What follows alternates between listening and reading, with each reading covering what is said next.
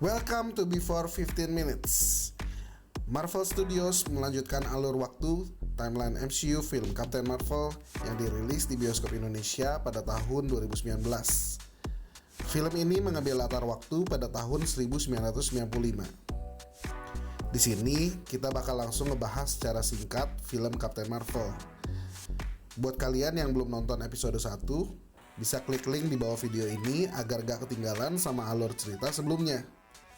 Langsung aja kita mulai, karena 15 menitmu berharga. Dan aku Misael, let's get it on.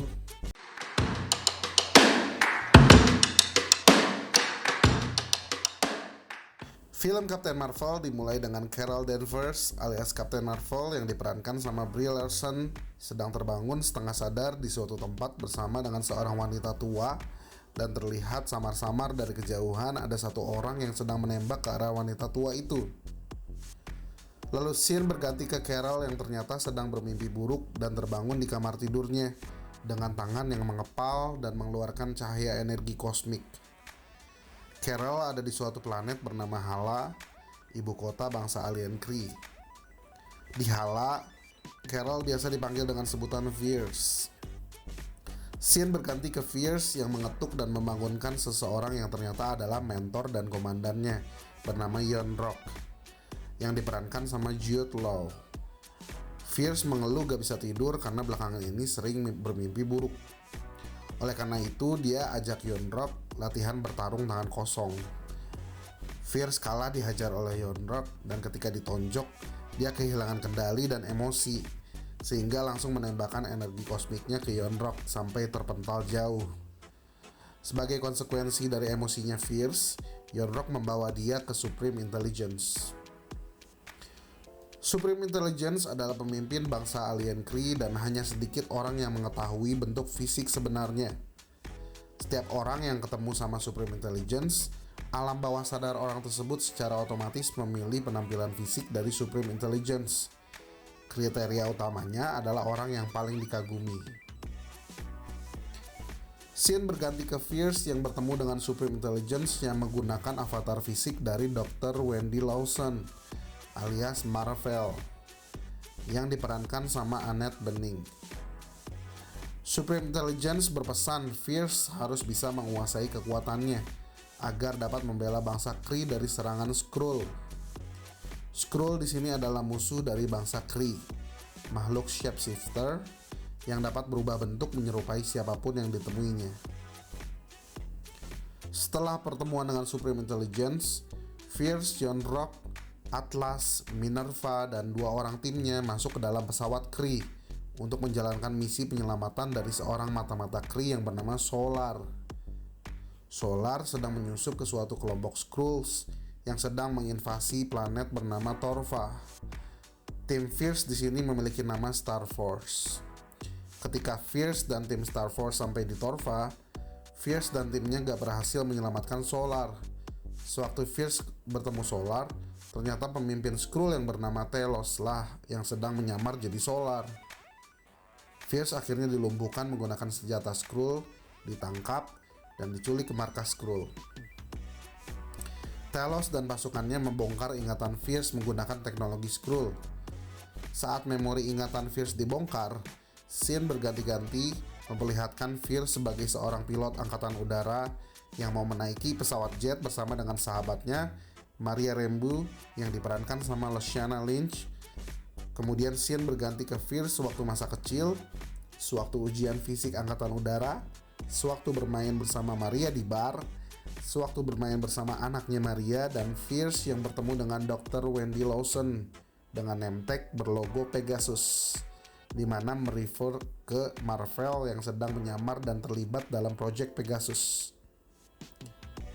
Fierce terbangun dari pingsannya dan membebaskan dirinya menggunakan kekuatan energi kosmiknya, serta mengalahkan puluhan pasukan Telos sambil mencari jalan keluar dari pesawat Skrull.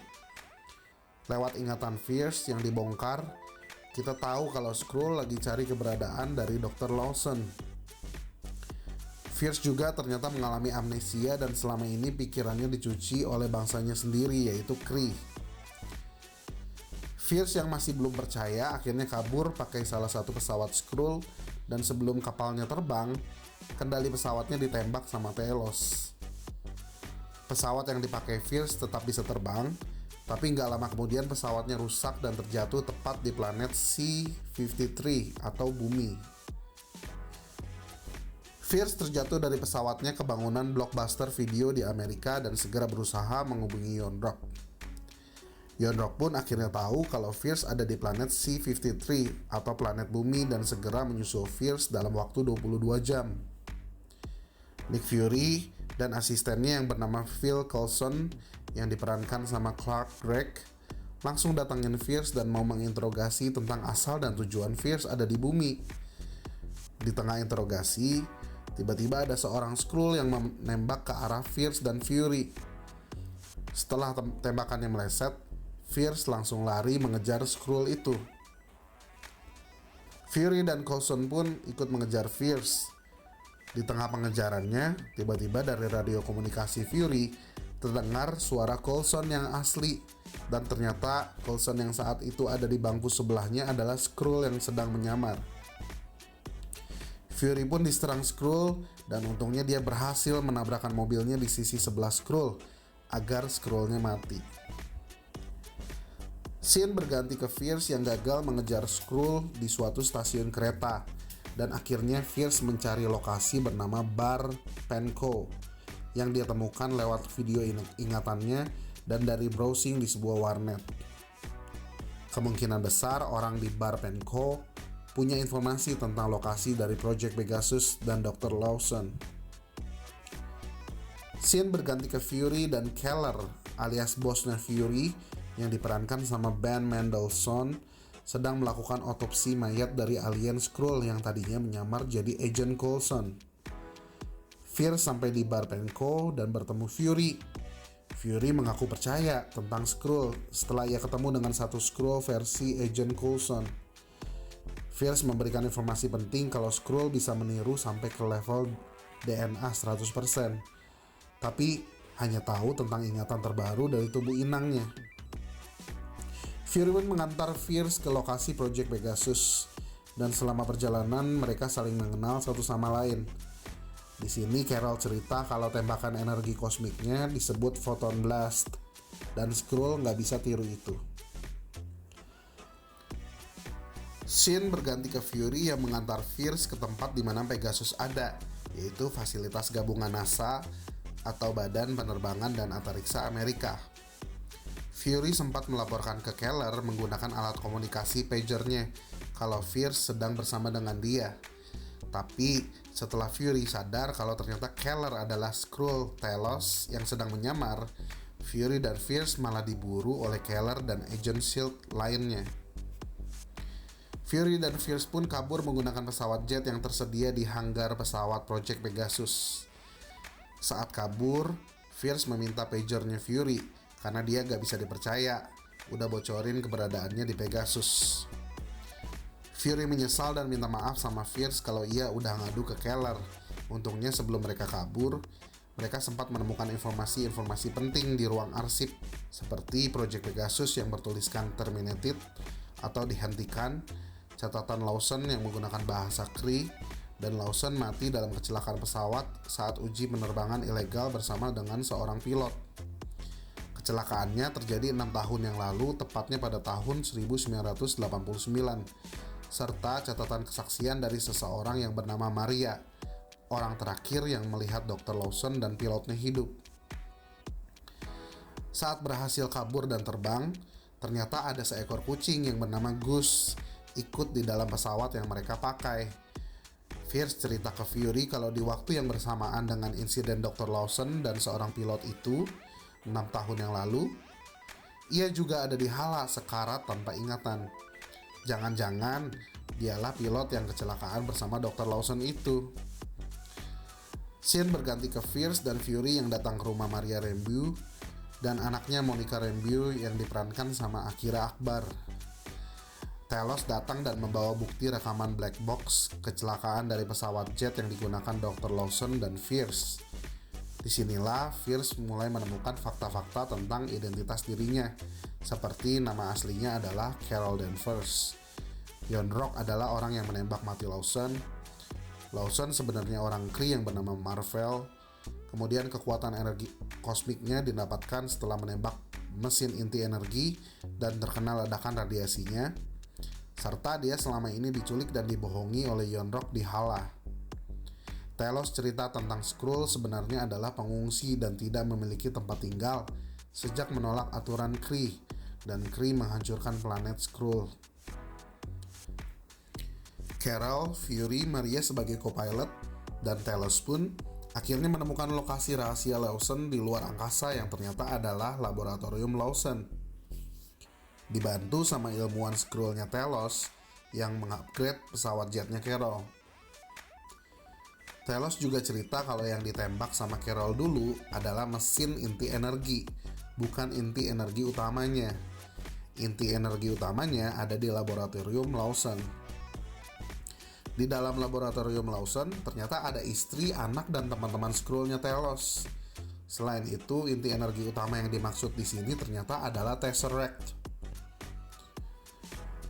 Yon-Rogg dan tim Star Force mengejar dan menemukan Carol, Fury, Maria, Telos, dan Skrull lainnya di laboratorium Lawson.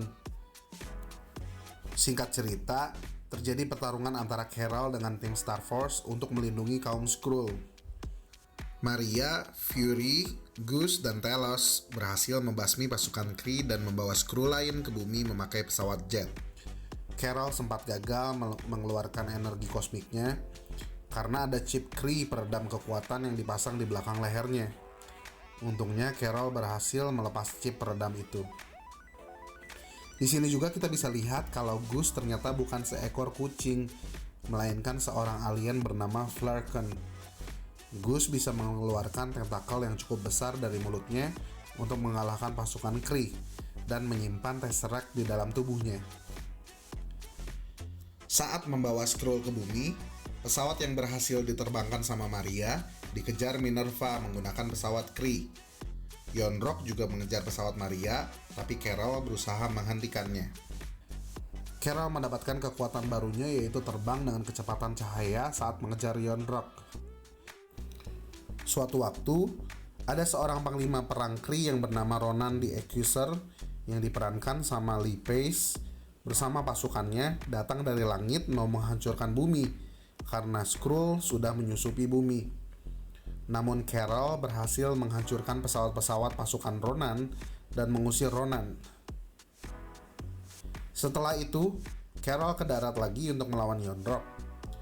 Yon-Rogg dengan mudahnya terpental dengan satu kali photon blast dan kalah. Lalu Carol mengirim Yon-Rogg kembali ke Hala menggunakan pesawatnya untuk membawa pesan ke Supreme Intelligence kalau Carol akan menghentikan perang, kebohongan, dan semuanya yang salah. Scene berganti ke Fury yang sedang menggendong dan bermain dengan Goose, sampai akhirnya Goose mencakar mata bagian kiri Fury. Fury mengira hanya luka cakar, tapi ternyata disinilah terjawab mengapa Fury kehilangan satu mata kirinya. Film berakhir dengan Carol, Maria, Fury, Monica, Telos, istri dan anaknya sedang berkumpul bersama di rumahnya Maria. Carol meminta Fury menyimpan dan menjaga Tesseract di bumi dan memberikan Fury pagernya yang sudah ia upgrade dengan logo Captain Marvel. Carol bilang kalau pagernya sekarang punya jangkauan setidaknya beberapa galaksi. Fury hanya boleh menekan tombol panggilan kalau dalam keadaan darurat saja. Carol pun berpisah dengan Maria dan Monica untuk membantu Telos, istri, anaknya, dan kaum Skrull lain mencari rumah mereka di seluruh galaksi. Scene tambahan sebelum film berakhir memperlihatkan Fury yang sedang mengetik di meja kerjanya didatangi Agent Coulson yang membawa kotak berisikan pilihan mata palsu untuk pengganti mata kirinya. Setelah Agent Coulson pergi keluar ruangan, Fury membuka dokumen Carol dan melihat ke foto Carol dengan pesawat jetnya dengan label Capt. Carol Avenger Danvers. Dari sinilah Fury berinisiatif membentuk tim bernama Avenger yang berisikan orang-orang luar biasa untuk mempertahankan bumi dari ancaman yang berada di luar kemampuan kekuatan militer manusia biasa. Film ini memiliki 2 post-credit scene berbeda yang memperlihatkan footage untuk penghubung ke film Avengers Endgame dan footage di mana Gus memuntahkan Tesseract di meja kerjanya Fury. So itulah cerita singkat dari Captain Marvel. Terima kasih buat yang sudah nonton video ini. Semoga kalian semakin ngerti sama jalan ceritanya. Tolong share juga di kolom komentar Easter egg penting apa aja yang menurut kalian ada di film ini. Jangan lupa like kalau kalian suka, share dan subscribe YouTube channel Before 15 Minutes biar kalian tahu kalau aku upload video-video baru selanjutnya. Aku Misael, see you on the next video.